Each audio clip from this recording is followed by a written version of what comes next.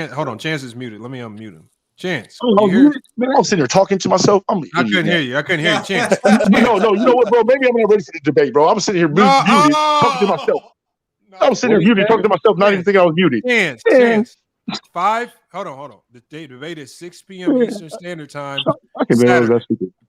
Can you do the debate Saturday? I can do the debate Saturday, but evidently I don't know what I'm talking about because I was sitting there debating myself right now on mute.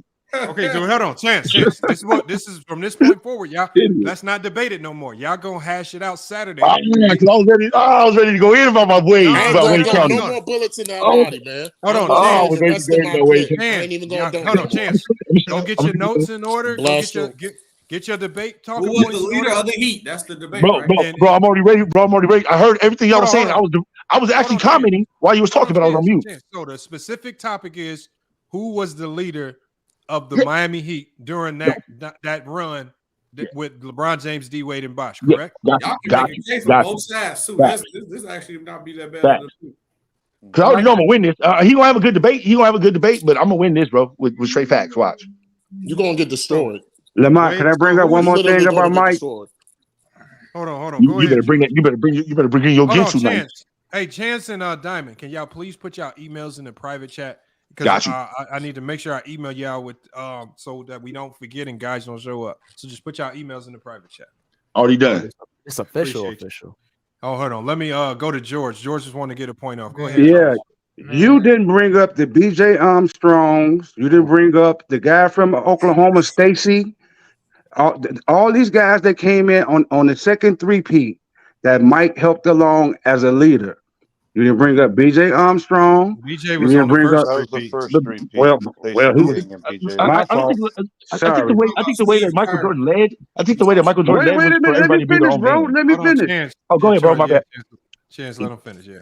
You didn't bring up all those hated Pistons the Bulls brought along on that team for Mike to get along with. They brought in Buddha, they brought in Sally, and they brought in Rodman. Facts. And you didn't bring up all those other centers. One of them got killed in a boating accident. I can't remember his name. I think his last name was Williams. But George, what does this have to do with anything? This all the people that Mike had to lead to championships. I don't think he led them, bro. My debate on that is I don't think he led them. I think they were more or less individual players that had their own individual minds and knew how to get themselves hyped and ready to go. Wait, Michael Jordan was more of a teacher, done, bro. This dude right here won't let nobody talk, bro. Well, I was answering his question. George, I just don't know what you're talking about. You said people leaders, right? So when all these new guys came into the Bulls system, Michael Jordan was the leader.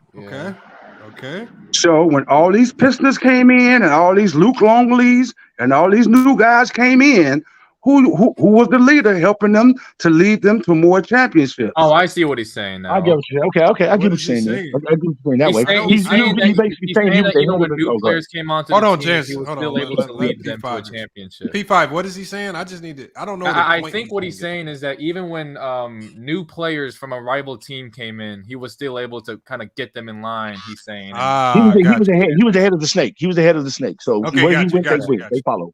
Okay. Wait a minute. Don't forget about the Luke Longleys, the Williams, the Stacy, the kid from Oklahoma.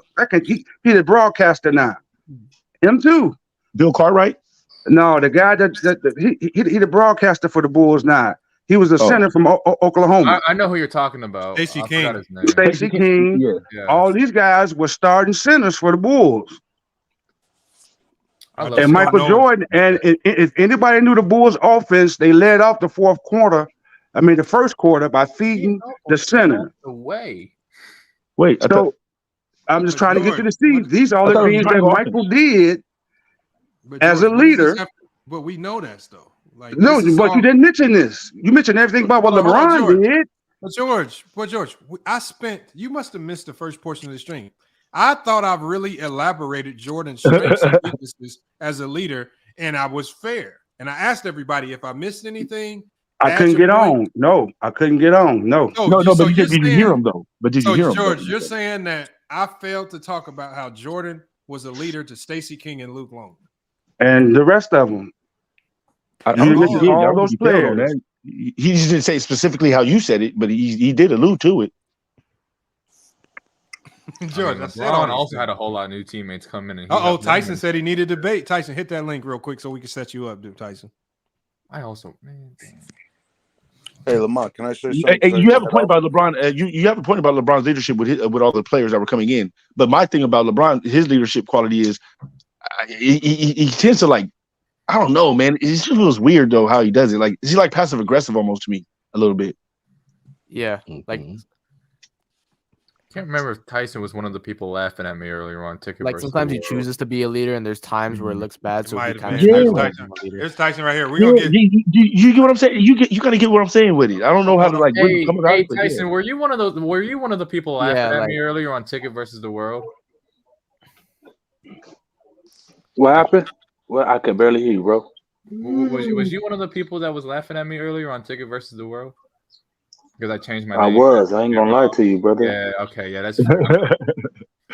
Hey, you straight up. Yeah, I was. Yeah, that's cool. Tyson. I mean, yeah, I just didn't know. Tyson, who you want to smoke with in the debate, man? Who you calling out? Man, I don't know who's even available, bro. All right, so hold on. Let's do this. Anybody on the panel? For some reason, Young Africa went MIA. I can't find him as of late. Wait. When Young Africa is talking all that stuff about debating, all of a sudden he MIA?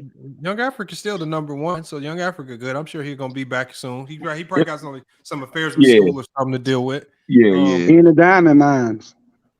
No, he's not in the diamond mines. He well off over there. A lot of people don't know, man. He in a pretty good situation. So he's doing well. He's doing well for himself.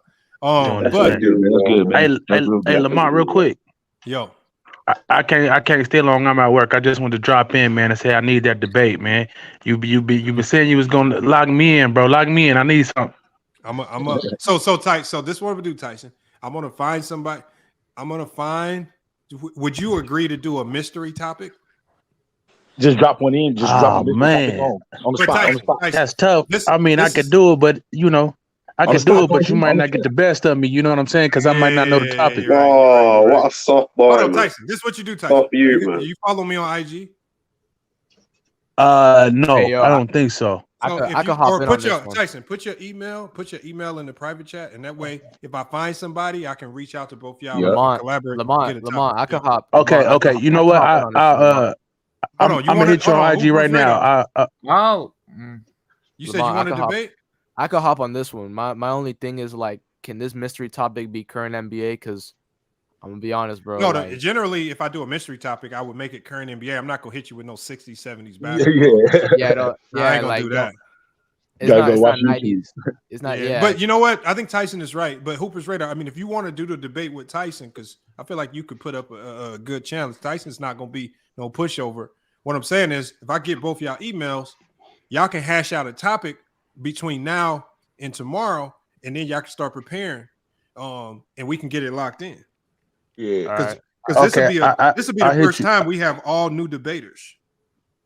Where do you want me to slide in my email? Mystery topic is dope, though. Just put it in the private. I'll drop my email in the private chat. I gotta go though, but I'll drop my email in the private chat. So I got you. Throw it in there. Bro. All right. Yep. Have a nice one at work, fam.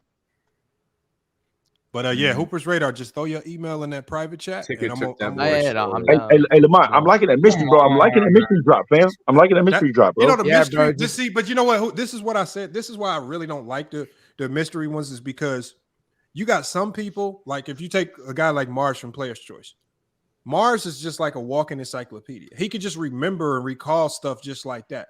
Yeah. Does it mean he's more knowledgeable or he has a better context on? But see, the thing is, so I don't want somebody to lose a debate just because I'm not going to expect everybody to be able to just recall information on the fly. Yeah. Sometimes you got to go back, study your topics, kind of. Some people hear it better than they see it, and some people see it better than they hear it. So what I'm saying is, I don't want somebody to have a built-in advantage just because they have good memory. You know? Yeah. No, I totally understand it. I totally dig it. You give them some time to study. Yeah, I totally dig it. Study up, get ready. But I can't lie though. But you should drop that sometime though. For like, hey, anybody that wants to come in right now on a mystery, you know what I'm saying? I'm gonna just drop a topic. And y'all go at it for woo minutes. And we do that all the time. We do that all the time. We don't have time today. Do it. Go ahead. I was gonna ask like if anybody if anybody wanted to do one with me because like I could take him too. I'll take him too. Like, nah, you can't do two just yet. You got to get ranked to do two. You gotta get one in first. I thought about the one with Tyson, but then like Hoop's radar got on it first, and it was like, man, because I'll rock whatever topic you on. My bad, bro. What's your name? I could Carmelo versus Barkley. Huh? Oh no, it's cool. It was just. Hold on. You got there I gotta go Barkley. P5. We can find you an opponent. I just don't like. We know we can't. George George couldn't debate. I don't know if he can hang for 2 minutes by himself, man. Not with no fat boy. I can't do it. I'm not. George said, "No, I'm off the cuff. I'm off the cuff. You gotta get me off the cuff." Oh man. Yeah, George, one of them. He off the cuff on you. So we got so P5. What P5? As long as you put your email in the private chat. Yeah, I'll drop my email. Yeah, because we got people. We got guys like True the King that need debates, man. So I'm sure we can lock something in. And once I get my first one out the way, P5, my thing is like I can do whatever, but like I'm not even gonna throw that out there. Never mind. No, I just don't like. Don't give you a secret. I don't like picking the topics for you. I want you to. I want the two people. I'll say this. I would prefer a 2010 or like at least 2000s up topic. No. What's gonna happen is once I find who you're gonna debate against, that's when I want you to be at your optimal level. So I want it to be a topic that you feel like you well versed. You feel comfortable. Yeah, you feel comfortable. And then the other guy feels like he well versed on. And then you debate. I don't I said. So I feel that. Now, is this just pertaining to basketball or is this any sport? Basketball. Okay. I mean, I can do any sport, but basketball. I could either take P5 or the other guy, but I don't get to pick, right? No, I got you marked down already Tyson. For Tyson. No, I'm telling you right now, Hooper's Radar. Tyson is gonna be tough. I haven't seen Tyson debate before. I just know that he knows a lot, but I haven't seen him debate, but he just knows basketball. Yeah, he knows basketball. And he talks well. Like one of the things about the debates is if your presentation is not so good, you could lose just because you got poor presentation. So there's certain styles. So are we gonna ever debate Magic Johnson and Michael Jordan? Who? Me and you, Lamont? Nah, chance. It's the levels to this, man. You gotta level up. Can we get can we get the Magic Johnson and Michael Jordan debate going, man? I ain't gonna let you get that far, big dog. I ain't gonna. Yeah, you play Mario 1, Chance. You play Mario Brothers 1. You right now. I'm gonna tell you right now. Look, you on level 1, 2. You trying to get to level 8. You trying to get to level 8-3. You know what I'm saying? I'm gonna crack some mushrooms in. I got you. You trying to get to level 8-3 that easy? Hey, I'm trying to get straight to the high level. Hey, how does and I also heard that y'all rank. How do y'all rank? Like, how do y'all do use? You know what we did here? I'm gonna pull up the last ranking. So we use Chat GPT to do the last ranking. Hold on, let me pull it up. Is that a website or is that just something to do with the chat? It's an AI. It's AI. It's an AI website. Okay. And so I what I did was I pulled the audio and turned it into I transcribed it. And then I put it all in the Chat GPT and I said, Chat GPT, evaluate each of these debates and tell me who you thought won and why. And then I basically asked Chat GPT, I said, here are our previous rankings. Now, correlate the previous rankings into the current debate results and give me a new top 5. That is fire. Hey. That is fire. Hey. Wait, whoever came up with that app? Africa's 1, SB's 2. Who's like 3, 4, 5? Here, I'm gonna put it on the screen for you real quick. Where did you find that app? Out of all the things to find on the app, like where did you find that app? Like that is fire. I just heard everybody talking about it, so I said, let me check it out. And I got one for you, Lamont. Oh yeah. Perkovich versus Luka. I mean, but look. You gotta go Dirk all day. The two people debating have to choose their own topic, George. I don't choose topics for them. Yeah. You go Dirk all day anyway. They don't know who Perkovich is. Yeah. Damn, my shoulder hurts. You said who? Perkovich. He means Drazen Petrovic. You mean Petrovic? No, I think he means wait. Drazen Petrovic. I don't think that's what he means though. Wait. He said it right. Are you talking about Dirk Nowitzki? Yeah, Dirk Nowitzki. No, Petrovic is from the 90s. The other He Dirks. played for the Nets. He died in a car crash. No, That's Drazen Petrovic. He's That's good. Petrovic. Yeah, no, that's Pet. Yeah, you talking about Pet? Okay, nah. I'm like, hold on, that's a different dude. That dude was a decent ass shooter, man. Yeah, He was a good player, and he was one of the few players that would win at Jordan neck. Yeah, but a lot of European players couldn't come over here until they were a little bit older, and that's why they didn't look as good as they did in Europe when they came here because they were already older players. Yeah, there you go. That's a fact. Hey, yeah, here's the most recent power rankings. Oh, this is not it. I'm tripping. Damn, the it is. Yeah, it is. 3 This at is one right. point. Oh wait, I guess they are 8-3. Hold on, this is not right. I'm tripping. This is How is Miami not up there? How do you go to the playoffs every year like that and go to the finals all the time and never be up in the power, like up in the Well, I top? mean, when you suck in the regular season, it's kind of hard to, I mean. But there's a lot of teams that do that though, man. They was doing that on purpose. I don't know. Tell me, because I didn't watch a ton of Heat games this year. But what changed? What was different? Well, everybody got healthy. Everybody got healthy, and the players, the younger players were growing up during they were growing up. Everything fell in place. Everything fell in place. So when the older players got hurt, the younger players got to step in. Then they got the experience, and then by playoff time, they were ready to ball out. Here's the most recent power rankings that came out. You had Young Africa at 1, SB at 2, True to King 3, Mahari 4. Sturdy at 5. So Sturdy was the previous number 2. He dropped. He lost. Now this is going to probably. I think even with Young Africa's lost the ticket, he's probably still stays at 1. I mean, True to King did win his debate, so True to King it could, depending on what ChatGPT says. True to King up to 1. And SB lost, right? Or I don't know what happened recently. Yeah, SB did lose. He lost to Chilltown. So True to King should be 1. I don't decide. ChatGPT will decide when I input. So, gotcha. And then I can see maybe Mahari falls out the top 5 because he hasn't debated in a while. So, what up, Sebastian? FY, what's up? I heard you were looking for people this Saturday. Yes, sir, man. You trying to take somebody on? Hey, take P5, man. Take P5. Oh, P5 needs a debate, man. P5 trying to get it in. P5? Yes, sir.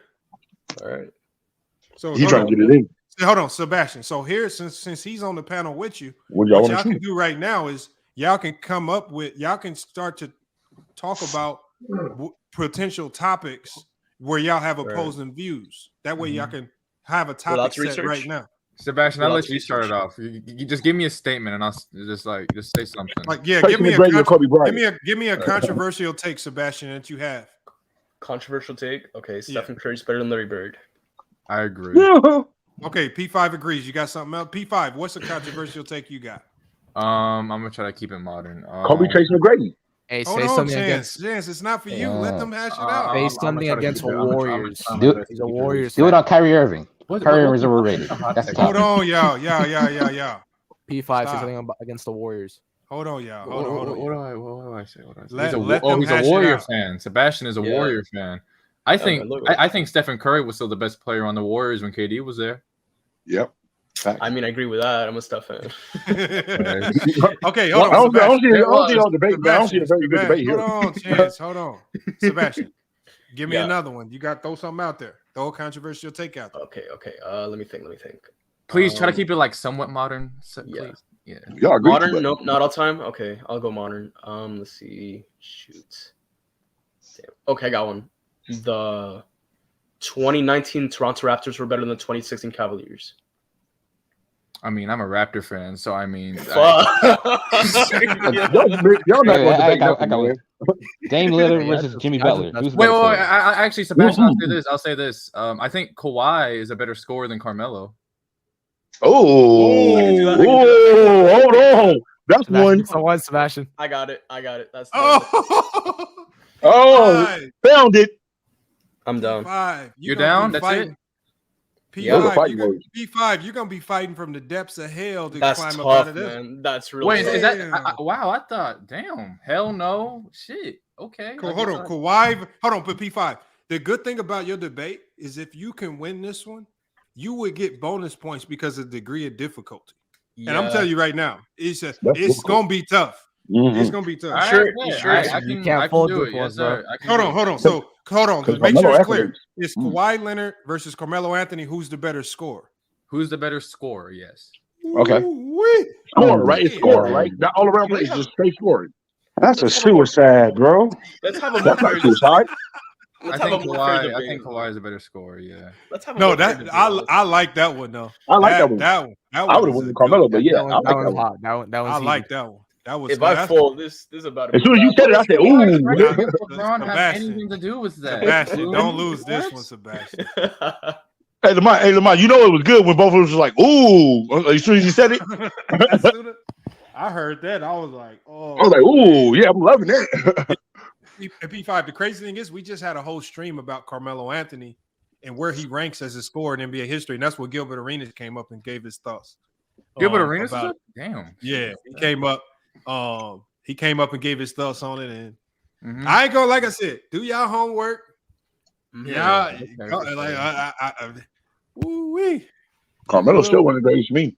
He always will be. I'm sorry.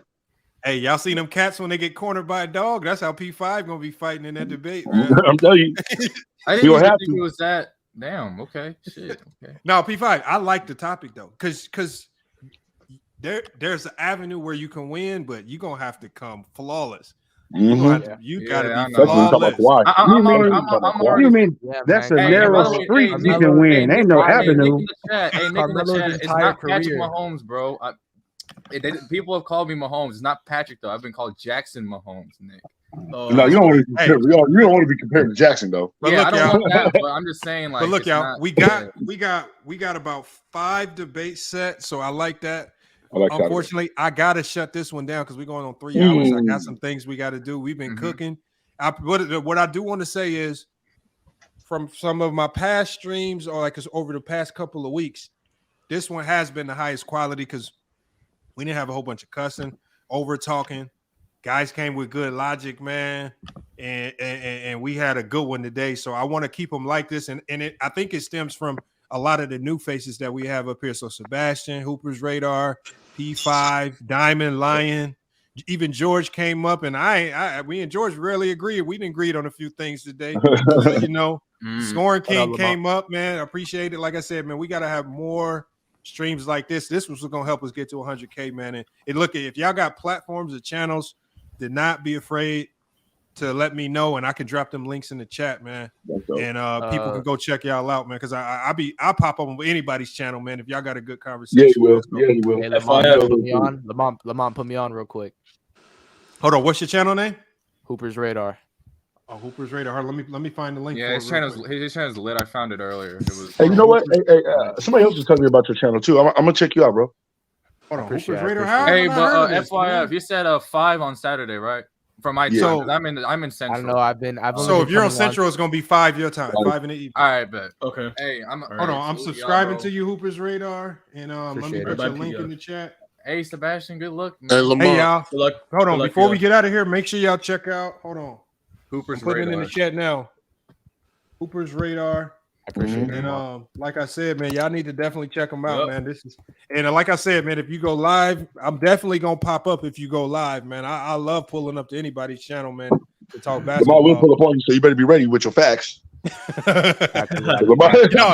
Chance, you know what I like to do, Chance? I like to sit in. I'll sit in silence and hear the whole thing out, and I just pop up at the last minute. Hold up, Lamar, I got a question. They hit you all kind of stuff inside your head. You weren't even ready for it.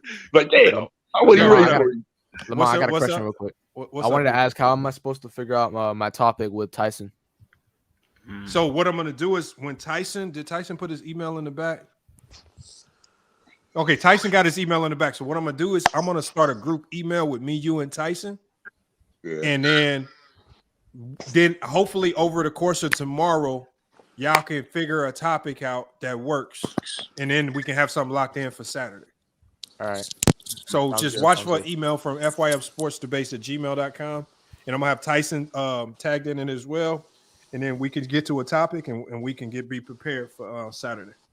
All right, Hey, Lamar, anything Magic Johnson, anything Allen Iverson, bro. I want to debate. Period. Hands Hey, down. but I don't care who it is. Chance, you should have been here when I did the video that Draymond Green or Magic Johnson is just Draymond Green without the defense. Ooh. Hold on now. Impossible. Ooh. No, but some things you got to give a little bit of logic to before you just talk. You know what I'm saying? You got to really think about it. No. I'm trying to. No, what I said was no. I basically said, or I can't remember exactly how I worded it, but I basically said something to that degree. I mean, man. But like looking at it in my head, I can't knock you right now, fam. Ain't nothing up there. Hey, Lamont, I'm gonna let That y'all got me thinking continue right on there. that, but hey, yo, I'm gonna go ahead and get up out of here, bro. But Lamont, I just want to say thank you for bringing me on, bro. Oh yeah. And Chance, bro. I know we got into it a little bit. I'm sorry for Oh, calling bro, you it's out all your love, name. George. But hey, It's all love, yeah, baby. look. I'm sorry for calling you out your name, but I am coming for your head on this Saturday, bro. Bro, I you just want you passionate. to I'm know that. passionate. You know It what I'm happens, saying? bro. It's all love, Like, fam. you know what I'm saying? I'm still coming for your neck. You know what I mean? You better come with your chainsaw. Hey, yo, but I'm gonna go ahead and get out here. Lamont, I do boxing and basketball on my channel, bro. So What's that's all I'm the about. name of your channel? What's your channel, George?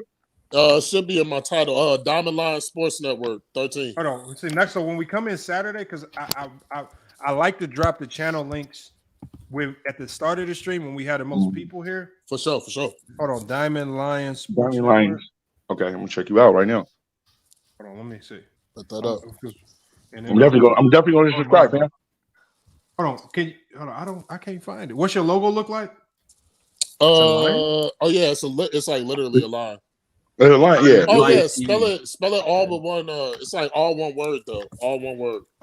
Diamond Line. Diamond Line Sports Network 13. All one word. I got the wrong Sports one. Network 13. Yeah, 13. Oh, that's the wrong one. Oh, Okay, yeah, I got it. Who you going with in the fight? My bad, bro. I linked to the wrong one. My bad. No, you hold on. You good? Here, let me put it in the chat, man. Diamond Lion. And like I said, it'll be better on Saturday when we drop it. As soon as you, we'll do it. As soon as you pull up, I could be like, check them out. Because Saturday when we debate, it's gonna probably be like 1,000 people watching. For sure, I'm gonna sub to all y'all too. I'm gonna sub to all y'all too. See what y'all got going on for sure, man. Appreciate it. Yep. So y'all show love to everybody, man. Show love to everybody. Hey, Lamont. Hey, Lamont, all I got to say to all you LeBron fans, y'all better get y'all some pearls. Here we go, man. Get you some pearls. Here comes George, and wear them proud. All right, we got you, George. Hey, George, that, I appreciate you pulling up today, George, man. Hey, Lamont, you know it's all love, baby. All the time. Salute, fam. Yes, sir. Lamont, knock y'all down. Sorry. What up? Could you try getting Ox onto these debates? You said getting who? Ox. Oh no. Big Ox wants a rematch against True the King. Because he lost a close one. He lost a close one.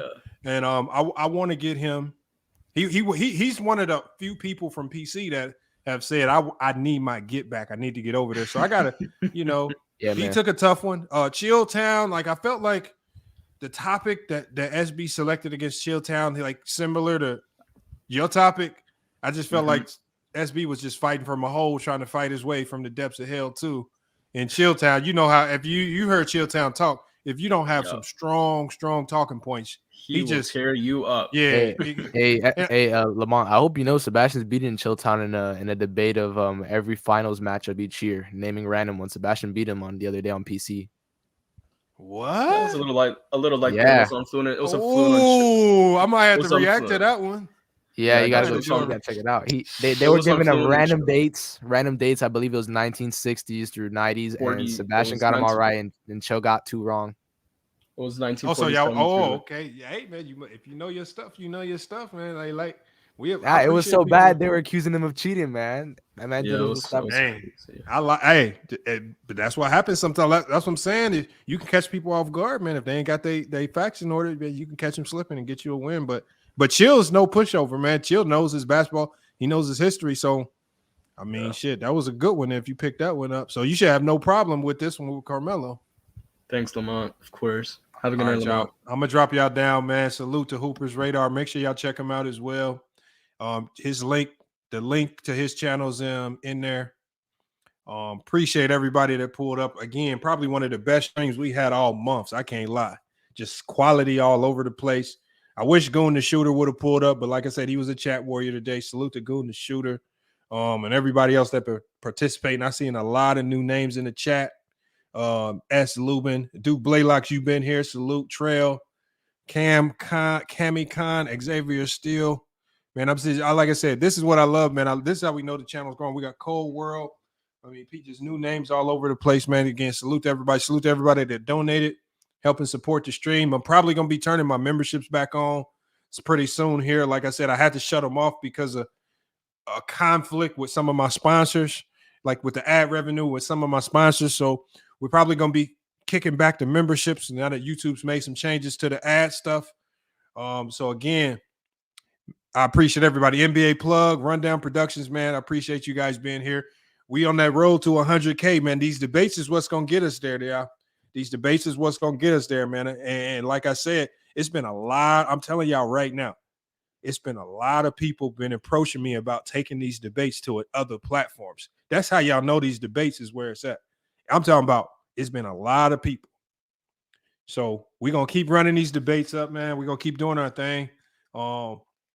Tomorrow, I'm going to be going live, and you'll see the community posts. I'm going to be going live tomorrow over on Clash TV.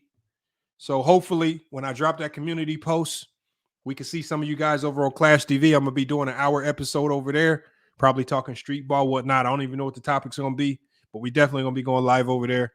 But again, I appreciate everybody pulling up, man. Great show today. Great content. Appreciate everybody that participated in the vote. It was all good logic behind it, whether no matter what side. And it just seems like everybody's picking up their level of basketball knowledge, man. It makes these conversations really good. Hey, but y'all, FYF Sports, man. Another great podcast episode. We're going to be back with more sports and news, y'all. Until then, it's FYF Sports. And we out.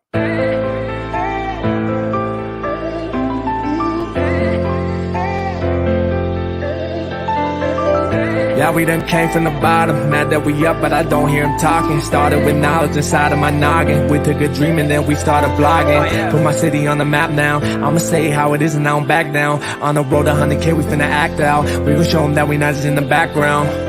We the main event, we the main show. We the one that people always gonna pay for. FYF, we the best, no debate though. Number one sports channel, every angle. I'ma show them all how we ride. Best sports talk show, we not like them guys. We playing it safe while they feather the lines. We pushing the narrative all the time. Like who to go in the game is not MJ. Kobe Bryant top 10, not what we say. I keep Elijah one is very overrated. Keep it real if it ain't fact, we don't say it. Now stable, we won't be ignored. We number one, especially when coming to sports. FYF bringing the heat here, of course. Where everything backed up with actual source.